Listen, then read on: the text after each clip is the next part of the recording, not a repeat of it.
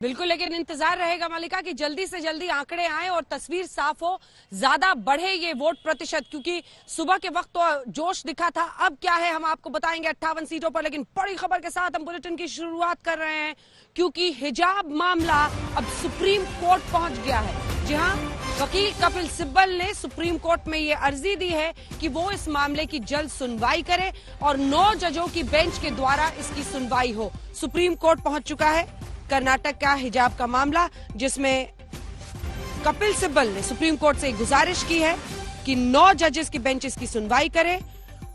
Article 25, जी हां, article 25 को लेकर और स्टेट की क्या भूमिका ऐसे में होनी चाहिए, इन सब मुद्दों को आज कपिल सिब्बल ने उठाया है और कहा है कि इस पर सुनवाई सुप्रीम कोर्ट में हो। आपको बता दें कि जो बातचीत अंदर कोर्ट में हुई है उसमें कपिल सिब्बल ने ये कहा कि सुप्रीम कोर्ट इसकी सुनवाई करे। चीफ जस्टिस ने कहा कि हाई कोर्ट इसकी सुनवाई कर रहा है, उनको करने दीजिए। आज 3 जजेस की बेंच इसकी सुनवाई कर रहा है। कपिल सिब्बल ने कहा कि एग्जाम 2 महीने बाद है, इसीलिए हमने आज सुबह एक पिटीशन दाखिल की है। 9 जजों की बेंच को ये मामला जाना चाहिए। चीफ जस्टिस ने इस पर कहा ये बहुत जल्दबाजी होगी इस स्टेज में इसे उठाना। देखते हैं अगर कोई इंटरिम रिलीफ इस मामले पर हाई कोर्ट दे। कपिल सिब्बल ने कहा कि इस इशू को आप लोग कंसिडर करें। चीफ जस्टिस ऑफ इंडिया ने कहा कि अगर हम लिस्ट कर लेंगे मैटर को तो हाई कोर्ट फिर इस मामले की सुनवाई नहीं करेगा। If we list the matter, high court won't hear the matter, ये चीफ जस्टिस ने कहा। कपिल सिब्बल ने कहा कि स्कूल और कॉलेज बंद हैं, लड़कियों पर पत्थरबाजी हो रही है, इसको आप इशू को गंभीर समझकर इसको कंसिडर करें। लेकिन चीफ जस्टिस ने इस पर साफ कहा कि मामला पहले हाई कोर्ट में चलने दीजिए, हाई कोर्ट में सुनवाई होने दीजिए। और कपिल सिब्बल ने कहा मैं ये गुजारिश कर रहा हूं कि आप इसको लिस्ट कीजिए। अगर हाईकोर्ट पास नहीं करता है ऑर्डर्स तो फिर ये कोर्ट आपको ट्रांसफर हो जाए, ये केस, इस तरह का ऑर्डर आप पास कीजिए। तो कुल मिलाकर हिजाब मामला कर्नाटक का पहुंच चुका है देश की सर्वोच्च अदालत में। आइए आपको सीधे लिए चलते हैं। हमारे साथ कुमार अभिषेक, हमारे सहयोगी, इस वक्त कैराना से जुड़ रहे हैं और कैराना की जंग देखिए। पूरे पश्चिमी उत्तर प्रदेश में कुमार अभिषेक, अगर ये योगी आदित्यनाथ, प्रधानमंत्री तो अपनी ताकत झोंकी रहे हैं, योगी आदित्यनाथ के लिए आर पार की लड़ाई है, तो गृह मंत्री अमित शाह के लिए भी बहुत बड़ी जंग है। 2014 से लेकर 2017, 2019 उनकी रणनीति ने यह सुनिश्चित किया कि पश्चिमी उत्तर प्रदेश में भारतीय जनता पार्टी को प्रचंड जीत मिले। जो समीकरण उन्होंने साधा उसको कोई समझ नहीं पाया, काट खोज नहीं पाया। एक बड़ा इम्तिहान गृह मंत्री अमित शाह का भी है इस पूरे इलाके में। कुमार अभिषेक नहीं पड़ती, लेकिन आपके भाई नाहिद हसन इस वक्त जेल में है और उन पर कई तरह के आरोप भी लगाए गए हैं और उन्हें जेल भी, गुंडा एक्ट में ला करके उन्हें जेल भी डाला गया है। इनका असर? इनका कोई असर नहीं है। जनता को पता है ये सभी झूठे मुद्दे हैं। जनता मेरे भाई से, उनके कार्यशैली से अवगत है और जनता हमारे साथ इस इंसाफ की लड़ाई में खड़ी है। लेकिन एक सवाल ये भी है कि यहाँ से कुछ परिवार पलायन कर गए थे और कैराना को एक तरीके से पलायन का केंद्र बताया गया, बाकायदा वो परिवार वापस आए और अब बीजेपी के लिए वो एक बड़ा मुद्दा है। कौन से परिवार वापस आए? इन्होंने 350 परिवारों की एक सूची जारी करी थी, उसमें से 2 या 3 परिवार को ये टोकन के तौर पर वापस लाए और वो परिवार अपने कारोबार की बढ़ोतरी के सिलसिले में यहाँ से छोड़कर देहरादून की तरफ गए थे। वही लोगों को ये वापस लाते हैं, कैमरे के सामने बैठाते हैं और एक टोकन इंटरव्यू कराते हैं ध्रुवीकरण फैलाने के लिए। लेकिन कोई मुद्दा ऐसा नहीं है। अगर 350 परिवार थे तो क्यों नहीं ला पाई सरकार उन्हें? क्या उन्हें मुआवजा दिया सरकार ने? विधानसभा के पटल पे ये सवाल क्यों नहीं उठाया योगी जी ने? क्या इन्होंने एसआईटी की जांच कराई इस मुद्दे को लेकर? जब इन्होंने कोई ठोस कदम उठाए ही नहीं, ये सिर्फ ध्रुवीकरण के लिए, इस मुद्दे को पोलराइज करने के लिए यूज कर रहे हैं। ये कोई मुद्दा है ही नहीं।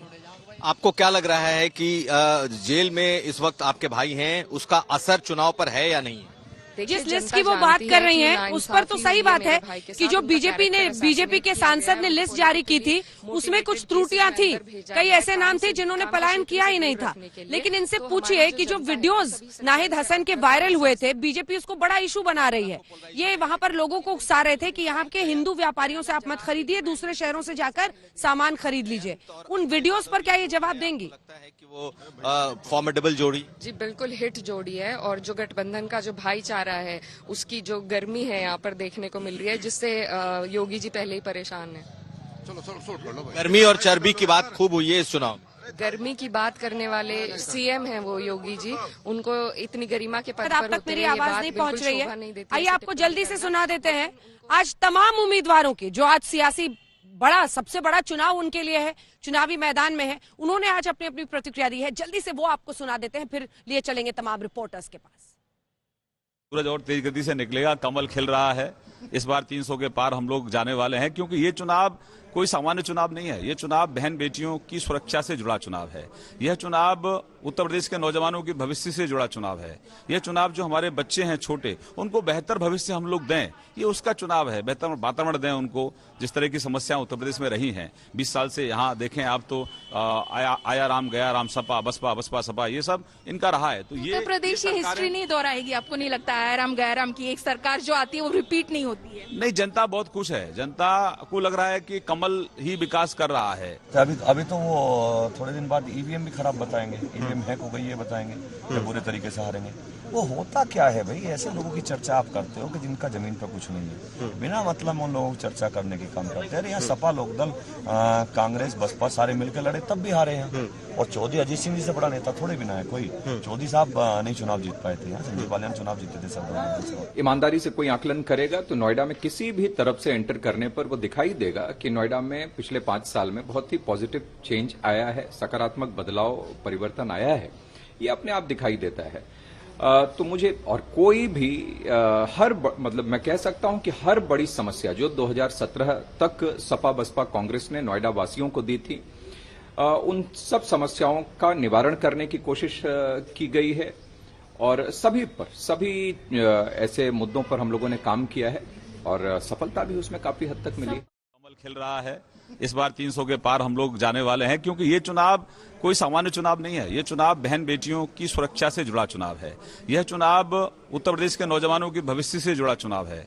यह चुनाव जो हमारे बच्चे हैं छोटे, उनको बेहतर भविष्य हम लोग दें, ये उसका चुनाव है। बेहतर वातावरण दें उनको। जिस तरह की समस्याएं उत्तर प्रदेश में रही हैं 20 साल से, यहाँ देखें आप तो आया राम गया राम, सपा बसपा बसपा सपा, ये सब इनका रहा है। तो ये उत्तर प्रदेश की हिस्ट्री नहीं दोहराएगी, आपको नहीं लगता? आयाराम गयाराम की एक सरकार जो आती है वो रिपीट नहीं होती है? नहीं, जनता बहुत खुश है। जनता को लग रहा है कि कमल ही विकास कर रहा है, कमल ही विकास करेगा, क्योंकि कमल ने विकास किया है, इसलिए कमल पर लोगों का भरोसा है।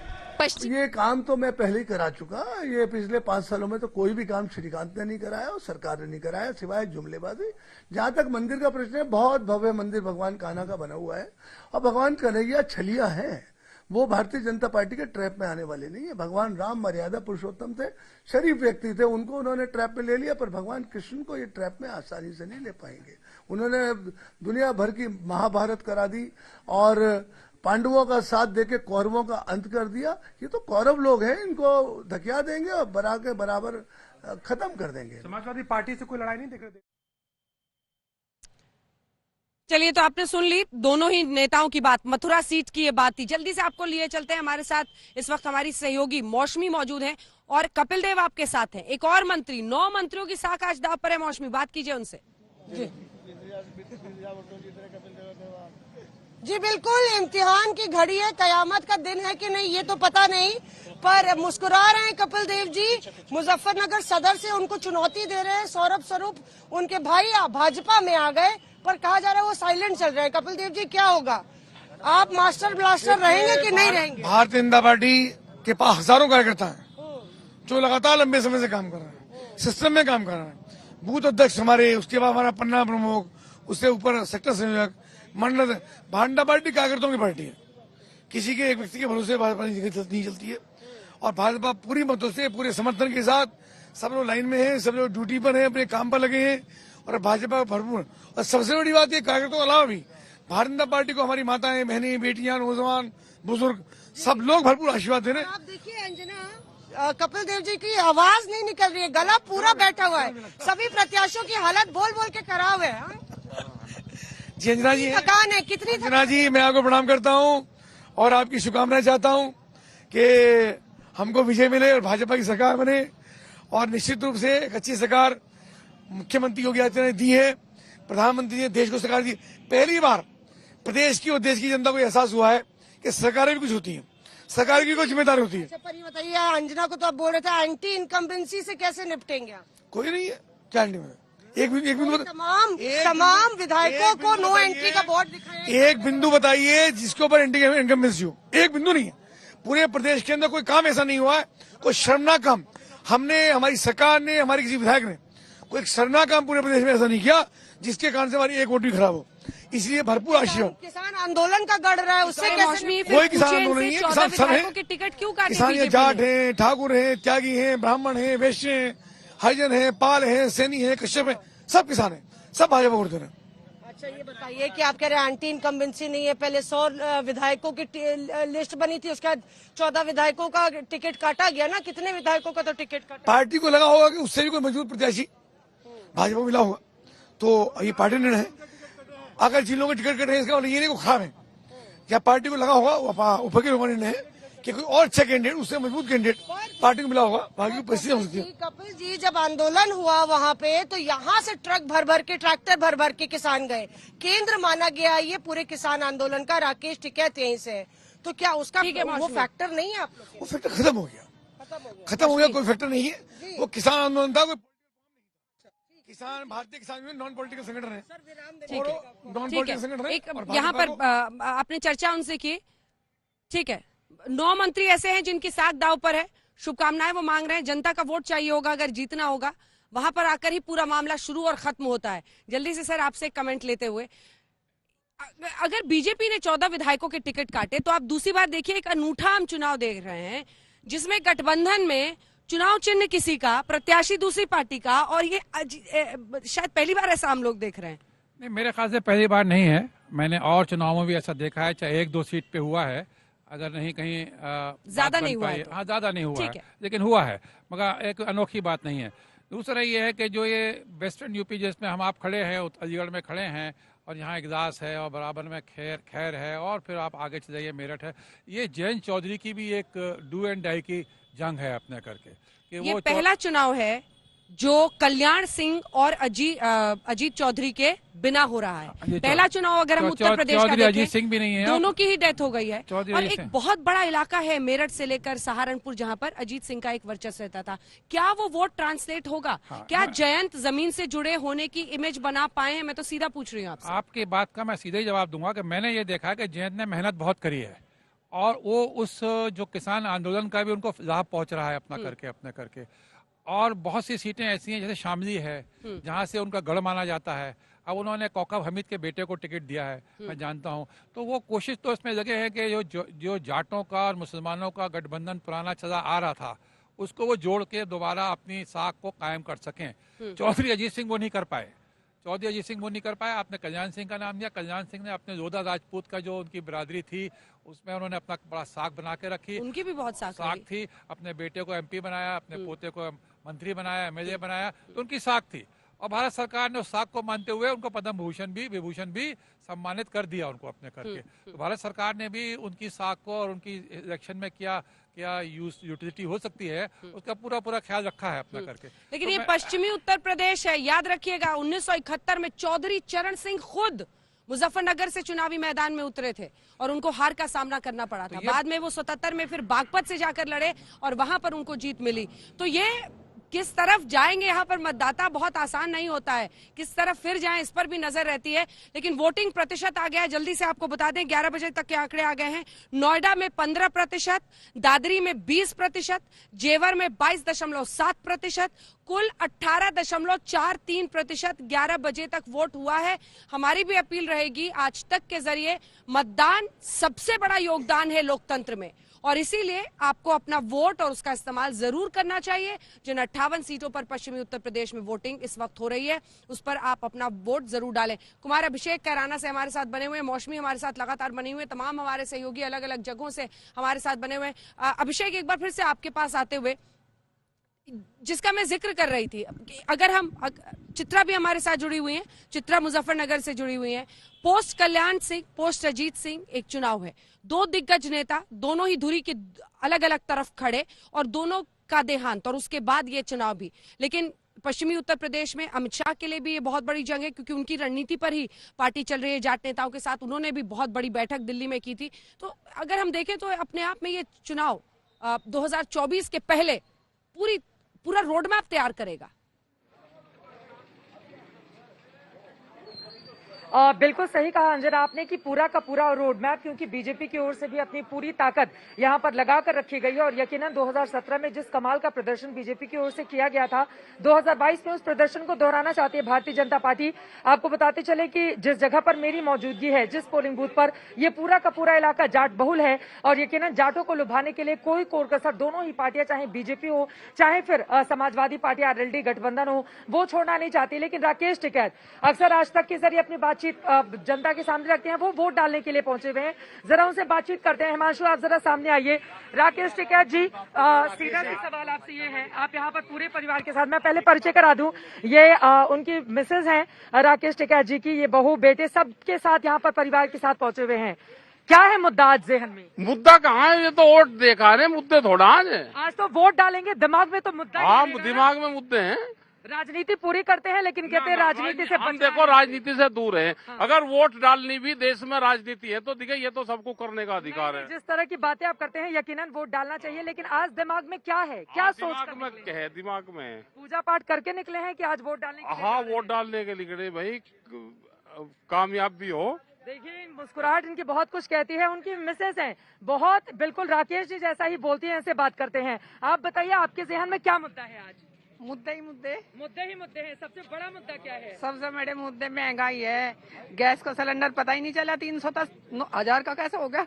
राकेश जी, जब यहाँ पर आ रहे थे आप पूरे परिवार के साथ, क्या सिखा? मतलब घर में तो आप ही की चलती है, भले ही ये क्या सिखाते, हम तो सीखते ही नहीं, एक दूसरे को सिखाते ही नहीं, एक दूसरे को नहीं ना हम बात करते उठ की घर में वोट की कोई बात नहीं करता कोई। सब कुछ बहुत अच्छा है। हाँ, सब अच्छा है। उनके परिवार के लोग हैं, उनकी बहुएं आप बातचीत करते हैं। आपके जहन में क्या मुद्दा है?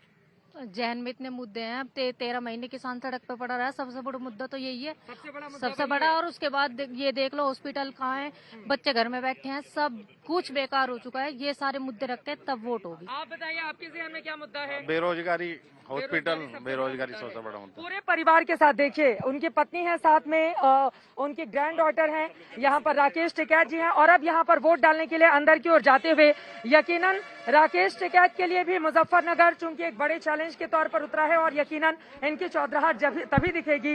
बीजेपी को लेकर जिस तरह से खुले तौर पर ये अपनी बातें और नाराजगी प्रकट करते रहे हैं, लेकिन आज अपने वोट का मताधिकार का प्रयोग करते हुए यकीनन मुजफ्फरनगर की जनता को तय करना है कि वो किसके पक्ष में मतदान करती है। लेकिन मुद्दे बहुत सारे हैं। मुद्दा किसानों का है, मुद्दा जिन्ना का है, मुद्दा इस बात का भी है कि यहाँ पर सुरक्षा व्यवस्था, जिसको लेकर बीजेपी बार बार इस बात का दावा करती है कि देखिए कानून व्यवस्था के मुद्दे पर हमारी सरकार ने जो काम किया है उसमें पूरी तरह से हम सफल रहे और उसी मुद्दे को आज जनता अपने जहन में डालकर यहाँ पर वोटिंग के लिए आएगी। तो एक एक करके तमाम वीवीआईपी जो लोग हैं उनके आने जाने का सिलसिला जारी है। बीजेपी बहुत दिलचस्प लड़ाई है, बहुत दिलचस्प लड़ाई। किसका होगा राज तिलक? हमारी ये विशेष पेशकश आज पहले दौर के 58 सीटों के मतदान पर आप देख रहे हैं अलीगढ़ से। और अब आइए आपको बता देते हैं कि वोटिंग का आंकड़ा कहां पर पहुंचा है। धीरे धीरे बढ़ रहा है आंकड़ा, अब लगभग 18 से 22% वो आंकड़ा वोटिंग प्रतिशत का। सुबह 11 बजे तक का, 7 बजे से वोटिंग की शुरुआत ही थी, तो आप समझ सकते हैं 4 घंटे बीतने के बाद 22%, यानी अभी उत्तर प्रदेश को पूरी ताकत लगानी होगी तभी वोटिंग प्रतिशत सम्मानजनक पहुंचेगा। क्योंकि शुरू में तो 8-9 पे अटका हुआ था, अब 20-22 पे पहुंचा है। हम आपको सिलसिलेवार ढंग से तमाम जगहों की बता दें। मुजफ्फरनगर, नोएडा, कैराना, बड़ौत, मेरठ, बागपत, हापुड़, अलीगढ़, जेवर, गाजियाबाद, इन तमाम जगहों पर आज वोटिंग हो रही है। अलीगढ़ में अभी तक जो वोटिंग प्रतिशत है उसमें हम आपको बता दें, जो 11 बजे तक का अपडेट है, कुल मतदान 17.91%। अलीगढ़ में 15.1 यहाँ पर बताया जा रहा है। खैर, नोएडा में 15%, ऐसे ही 15 से लेकर 18-20% के इर्द गिर्द सबका आंकड़ा पहुंच रहा है। दादरी में 20%, जेवर में 22.7%। जेवर में देखिए वो इंटरनेशनल एयरपोर्ट, विकास और एक्सप्रेसवे और इंटरनेशनल एयरपोर्ट, कुल मिलाकर 5 ऐसे अंतरराष्ट्रीय एयरपोर्ट हैं जो उत्तर प्रदेश में बनाए जा रहे हैं, जिसमें कुशीनगर, अयोध्या, लखनऊ, ये तमाम 5 है, जिनमें से एक जेवर भी है, जिसको लेकर बीजेपी ने खूब ताल ठोकी थी। यहां पर बढ़ चढ़कर लोग वोट कर रहे हैं। ऐसे ही 20% के आसपास अभी सुबह 11 बजे तक का आप कह सकते हैं बुलंदशहर हो 20.57, 21 के ऊपर अनूप शहर, शिकारपुर में 22 कुछ और खुर्जा में देखिए 24.33% वोट पड़ चुका है। ये संकेत है कि वोटिंग तो हो रही है, लेकिन अब ये किस तरह से आगे गति पकड़ती है उस पर सबकी नजर रहेगी कि वोटिंग और जो मतदान है वो कैसे होता है। हम आपको तस्वीरें दिखा रहे हैं। वोटिंग के पहले दर्शन पूजन जो तमाम नेता कर रहे हैं, श्रीकांत शर्मा ऊर्जा मंत्री। इस बीच आपको आइए जल्दी से सुना देते हैं। योगी आदित्यनाथ ने कहा कि दंगा मुक्त उत्तर प्रदेश चाहिए तो वोट कीजिए, दंगा मुक्त उत्तर प्रदेश के लिए। राहुल गांधी कह रहे हैं कि दर्द से आपको अगर खात्मा चाहिए, अंत चाहिए तो वोट कीजिए, आज अपना मतदान डालिए। पार्टी के लिए सीधे संकेत नहीं, लेकिन इसी के साथ अपने एजेंडे से ही उनकी पहचान हो जाती है। आइए आपको सुना देते हैं आज मोदी सरकार के मंत्री क्या कह रहे हैं 58 सीटों पर पहले दौर के मतदान के पहले। शुरुआत अच्छी हो जाए तो आधा काम हो जाता है। इसी पहले राउंड ने 2014 में भारतीय जनता पार्टी के एमपी जिताए थे। मैं प्रथम राउंड के किसानों का बहुत धन्यवाद देना चाहूंगा कि वो बहकावे में नहीं आए हैं और अंतिम दिन उन्होंने भारतीय जनता पार्टी के पक्ष में बहुत तेजी के साथ मतदान कर रहे हैं। जो है सूरज पूरब की जगह पश्चिम से निकल सकता है, गंगा जी गंगोत्री की जगह गंगा सागर से निकल सकती है। ना बसपा की सरकार बन रही है, न यहाँ पे कोई एमएलए बन रहा है। बहन जी खुद इलेक्शन मोड में नहीं है। ने जो जनता को सुरक्षा दी है, जो जनता के लिए काम किया है, वही मेन चीज है और उसी के लिए जनता भारतीय जनता पार्टी को वोट देगी। और मेरा अपना मानना है कि भारतीय जनता पार्टी बहुमत से सरकार बनाएगी। किसान आंदोलन जिन मुद्दों पर था उससे पूरे पश्चिमी उत्तर प्रदेश में कोई फर्क नहीं पड़ता है। ये गन्ना बेल्ट है, गन्ने का भुगतान योगी जी ने मायावती जी के टाइम का भी किया, अखिलेश जी के टाइम का भी किया, अपना भी किया, उसके अलावा और चीनी मिलें खुली, तो ये मुद्दा नहीं है। तो सुना आपने, केंद्रीय मंत्री तमाम आश्वस्त हैं कि बीजेपी अच्छा प्रदर्शन करेगी। और एसपी सिंह बघेल जिनकी आप बात सुन रहे थे केंद्रीय मंत्री, ये तो करहल से उम्मीदवार हैं अखिलेश यादव के खिलाफ, जिन्हें भारतीय जनता पार्टी ने उतारा है। पहले बहुत कयास लगाए जा रहे थे कौन बनेगा, लेकिन एसपी सिंह बघेल को वहां पर चुनावी मैदान में करहल सीट से, मैनपुरी में करहल सीट पर उतारा है बीजेपी ने अखिलेश यादव के खिलाफ। श्वेता झा हमारी सहयोगी इस वक्त नोएडा से हमारे साथ जुड़ रही है। श्वेता, आंकड़ा सबका 18, 20, 22 के आसपास ही दिखाई दे रहा है, जो बहुत अच्छी वोटिंग जहां पर हुई है कुछ जगहों में, खुर्जा वगैरह में, वहां पर 24% के ऊपर। क्या वोट प्रतिशत थोड़ा उत्साह दिख रहा है? जी बिल्कुल अंजना, इस वक्त जिस मैं मॉडल पोलिंग बूथ पर मौजूद हूँ, वहां पर सबसे पहले आपको ये लोकतंत्र की सबसे खूबसूरत तस्वीर दिखा दूं। यहाँ पर रेत कलाकार वाराणसी से बाकायदा यहाँ पर आए हैं और ये बेहद खूबसूरत रेत की आकृति इन्होंने उकेरी है और इसे बताया जा रहा है कि इन्होंने इसलिए ये बनाया। भैया 1 मिनट इधर आना, भाई साहब इधर जरा आना।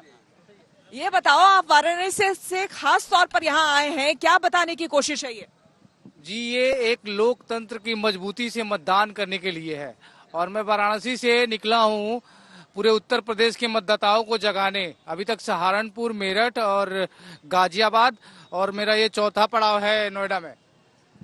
तो ये लोकतंत्र की खूबसूरती और मजबूती दोनों दिखाता हुआ यहाँ पर एक मॉडल पोलिंग बूथ पर, और साथ ही साथ आपने जो सवाल पूछा अंजना, आपको बता दूं जहां मैं खड़ी हूँ सुबह से देख रही हूँ लगातार यहाँ पर बुजुर्ग, खास करके सीनियर सिटीजन्स में मैंने जो उत्साह देखा है, व्हील चेयर पर वो सुबह सुबह आ रहे हैं और सबसे पहले मतदान करते हुए हमने उन्हें देखा।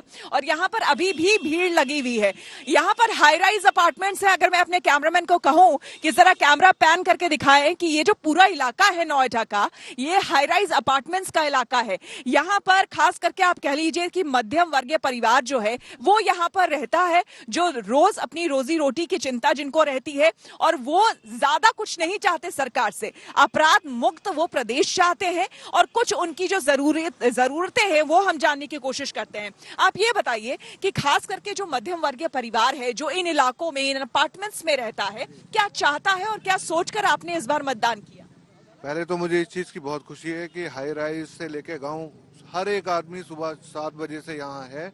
हम लोग को सबसे बड़ी रिक्वायरमेंट जो हमारी थी वो सिक्योरिटी को लेके, जो अभी भी एक थोड़ा सा मुद्दा बना हुआ है, लेकिन हम सरकार, कोई भी सरकार आए, उनसे ये चाहते हैं कि जो भी मुद्दे, चाहे रजिस्ट्री के हों या कोई और मुद्दे जो बचे हुए हैं, हालांकि हमने पिछले 5 साल में देखा है कि काफी बदलाव हुए हैं, काफी बदलाव हुए हैं, सुरक्षा को लेके काफी बदलाव हुए हैं, लोगों की बात सुनी जा रही है, काफी रजिस्ट्री को लेके भी डिप्टी रजिस्ट्रार यहाँ बैठते हैं और हम हाई राइज के लोग अपनी सिक्योरिटी और इन सब चीजों के लिए आज अपने माइंडसेट से यहाँ वोट देने हैं। जो महिला है, खास करके महिलाओं के क्या मुद्दे हैं, क्योंकि वो भी काफी अहम हो जाते हैं? महिला सुरक्षा एक बहुत बड़ा मुद्दा चुनाव के दौरान बना। हाँ जी, क्योंकि आजकल काफी महिलाएं हैं जो वर्किंग हैं, रात में जब वो घर आती हैं तो चैन स्नैचिंग से लेकर उनका लैपटॉप छीन के भाग जाना, ये सब इनसिक्योरिटी जो थी, मैं खुद देख रही हूँ इम्प्रूवमेंट आया है, अब उनकी सिक्योरिटी में भी इम्प्रूवमेंट है। और मैं आगे आने वाली जो भी सरकार है उससे यही उम्मीद करूंगी कि औरतों को सिक्योरिटी, शिक्षा, रोजगार और सफाई, यही सब की डिमांड है, ज्यादा कुछ उनकी चाहत नहीं होती। उनका ये कि डेवलपमेंट हो और बच्चों की शिक्षा, सुरक्षा, ये सब उनको मिले। बिल्कुल अंजना, तो इस इलाके में खास करके जो लोग हैं अंजना, इनका यही कहना है जो आम लोगों के मुद्दे हैं वो बखूबी यहाँ पर मौजूद लोग उठाते हुए ज्यादा से ज्यादा लोग मतदान के लिए आए। श्वेता, सबकी यही नजर रहेगी क्योंकि वोट ही है एक ऐसी चीज जिसके जरिए आप तय कर सकते हैं अपनी नीतियों को, अपने जो नियति आने वाली है। लेकिन अब पश्चिमी उत्तर प्रदेश की बात हो रही है, 58 सीटों पर पहले वोटिंग हुई है।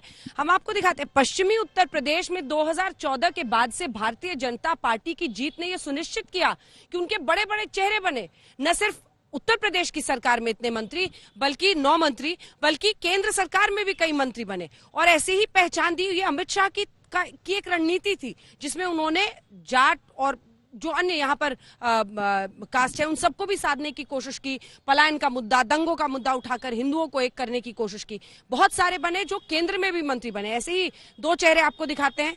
महेश शर्मा तो खैर पूर्व केंद्र मंत्री रह गए, लेकिन महेश शर्मा से भी हमारे सहयोगी ने बातचीत की है। लेकिन शुरुआत करते हैं संजीव बालियान।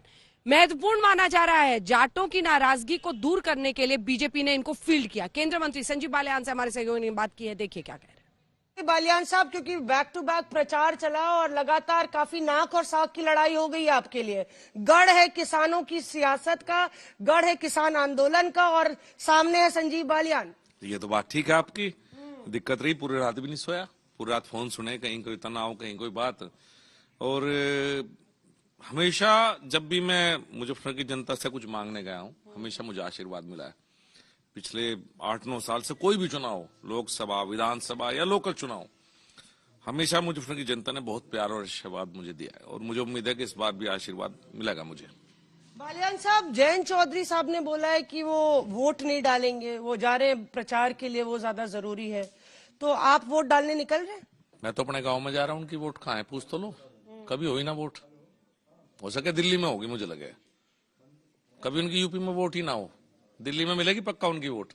ऐसा तो नहीं कहा कि वो उनकी वोट नहीं है, पर उन्होंने ये कहा कि हम प्रचार के लिए जा रहे हैं। लेकिन आप पता करो कहाँ है वोट, ये आप लोगों का भी काम है, जनता को बताओ उनकी वोट कहाँ है। राजनीति कहाँ की करते हैं, वोट कहाँ है। मेरी तो मेरे गाँव में है। उत्तर प्रदेश में वोट नहीं है, आप क्या इशारा करना चाह रहे हैं? नहीं, इशारा कुछ नहीं करना। तो उत्तर प्रदेश के हैं, बहुत बड़े नेता हैं। आपने कहा कि वोट नहीं डाल रहे, तो मैंने सोचा दिल्ली रहते हैं, यहाँ यूपी में तो रहते नहीं। नेता तो बिल्कुल है, मैं कब कह रहा हूँ, मेरे से तो बहुत बड़े नेता हैं साहब। चौथ साहब के परिवार से हैं, जो चरण सिंह के पुत्र हैं, हमारे सबसे बड़े नेता के पुत्र हैं। तो ऐसा नहीं है नेता है, लेकिन शायद वोट नहीं है। हमारे साथ बातचीत करने के लिए डॉक्टर महेश शर्मा। महेश जी, इस बार का चुनाव 2017 के चुनाव से कैसे अलग देख रहे हैं?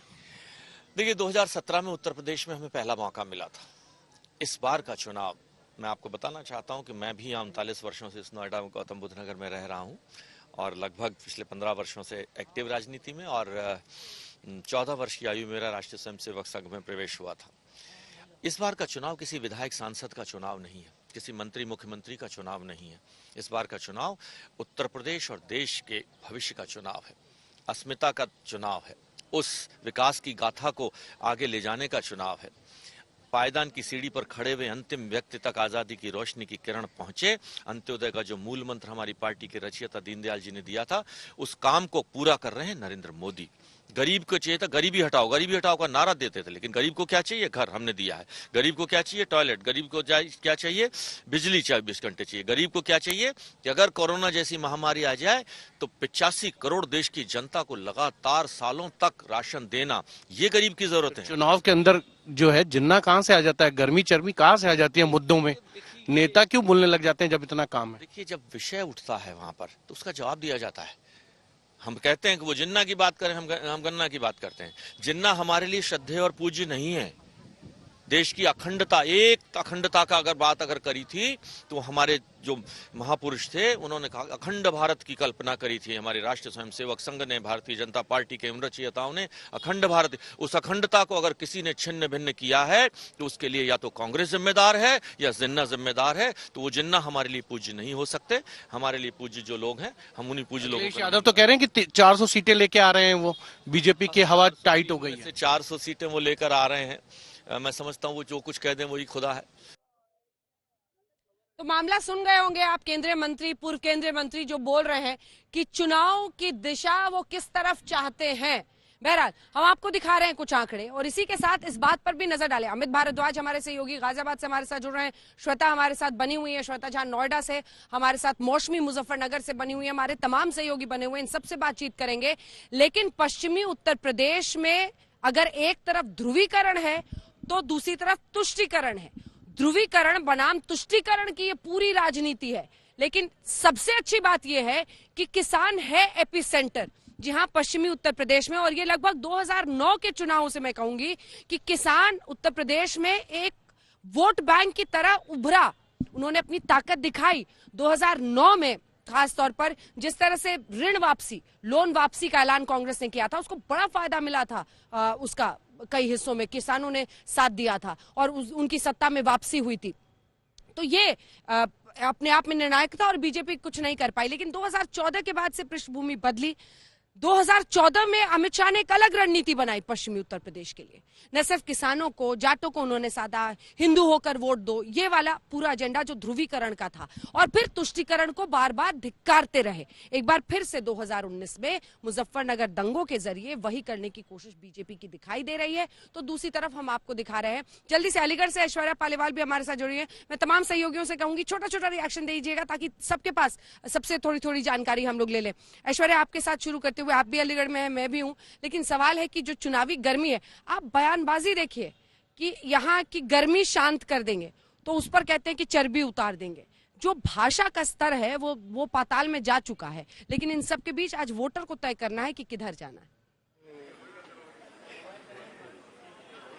अंजना, आपने बात करी वोटर की। देखिए, मैं आपको एक ऐसे ब्रदर सिस्टर डुओ से मिलवाना चाहती हूं जो 4 घंटे स्पेशली ट्रैवल करके आए हैं आज सुबह की ठंड में, इसीलिए आए हैं ताकि अपना मतदान दे सकें। आप लोग कितना ट्रैवल करके आए हैं? हम लोग 4 घंटे ट्रैवल किया था सुबह सुबह, और काफी कोहरा था, इसलिए ज्यादा भी टाइम लग गया। और वोट देना भी जरूरी है और हम सबको वोट डालना चाहिए for the development of the country. और ये जो चुनाव है, इसका मुद्दा क्या है? आप युवा हैं, आप लोगों के लिए क्या मुद्दा है? सबसे इम्पोर्टेंट है डेवलपमेंट, जॉब्स। और पिछले 5 सालों में हमने ये देखा है और यूपी को डेफिनेटली बदलते हुए देखा है बदलते हुए। आप भी आई हैं स्पेशली ट्रैवल करके, वोट आप दे चुकी हैं? बिल्कुल, वोट दे दिया है और अब जाने की भी तैयारी है। इसके निकल जाएंगे? बिल्कुल, अभी निकल जाएंगे बिकॉज वी हैव, हम लोग ऑफिसेज अपने अपने ज्वाइन करने हैं वापस, so we will have to go back. तो वापस जाना है इन लोगों को, लेकिन 4-4 घंटा ट्रैवल। क्या ये लोग कैंडिडेट्स के बारे में जानते हैं या पार्टी की सोचकर ही वोट करते हैं?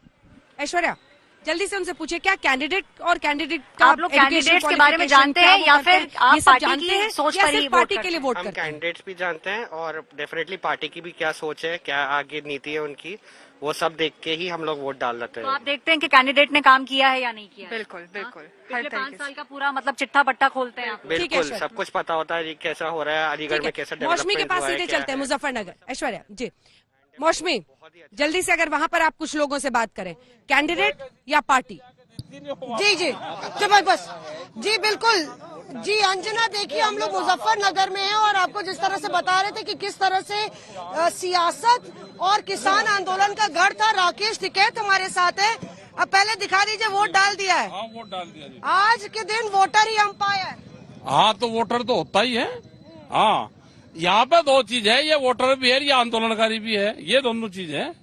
हाँ, आंदोलनकारी भी है और वोटर भी है, दोनों है। सुबह जो है ट्वीट आया था योगी आदित्यनाथ का, उत्तर प्रदेश के मुख्यमंत्री, उन्होंने कहा कि बंगाल और केरला मत बनाइए, चेतावनी दी है वोटरों को। क्या मतलब है, आपको कुछ मायने निकालेंगे? मायने ये है कि केरला में तो एजुकेशन बहुत है, क्या वे यहाँ पे अनपढ़ रखना चाहते हैं? केरला में कितनी एजुकेशन है केरला में?